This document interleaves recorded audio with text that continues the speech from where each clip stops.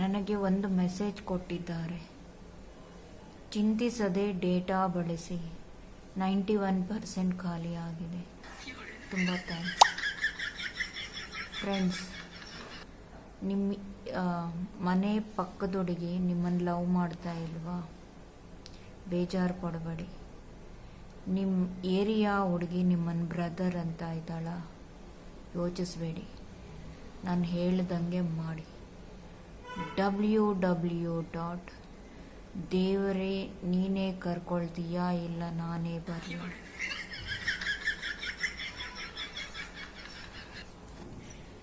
ಈ ಪ್ರೀತಿ ಎಷ್ಟು ವಿಚಿತ್ರ. ಒಬ್ಬರು ಮೊಬೈಲ್ ಕೊಟ್ಟರೆ ಇನ್ನೊಬ್ಬರು ಬಂದು ಸಿಮ್ ಕಾರ್ಡ್ ಕೊಡ್ತಾರೆ.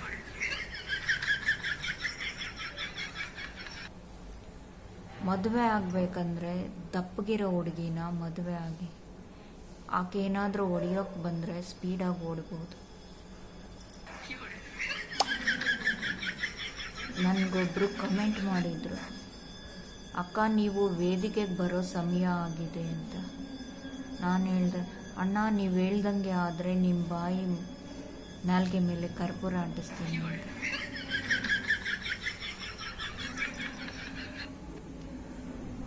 ಒಂದೊಂದು ಸಾರಿ ಮಲ್ಕೊಂಡ್ರೂ ನಿದ್ದೆ ಬರಲ್ಲ. ಯಾಕಂತೀರಾ?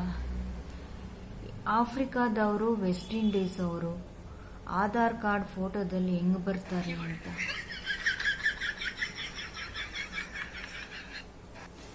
ನೀವು ರೋಡಲ್ಲಿ ತಲೆ ತಗ್ಸಿ ನಡೀರಿ. ಹುಡುಗರಿದ್ದಾರೆ ಅಂತಲ್ಲ, ರೋಡಲ್ಲಿ ದುಡ್ಡು ಸಿಗ್ಬೋದು. ಒಂದು ಸಾರಿ ನಮ್ಮ ಮನೆ ಪಕ್ಕದ ಹುಡುಗಿ ಅವಳ ಬಾಯ್ ಫ್ರೆಂಡ್ನ ನಿನಗೆ ಸಂಬಳ ಎಷ್ಟು ಅಂತ ಕೇಳಿದ್ಲು. ಅವನಿಗೆ 10,000 ಬಂದರು 50,000 ಅಂತ ಹೇಳ್ದ. ಅದಕ್ಕೆ ಅವಳಂದ್ರು, ಪರವಾಗಿಲ್ಲ, ನಮ್ಗೆ 50,000 ಬಂದರು 10,000 ಅಂತ ಹೇಳ್ತೀವಿ.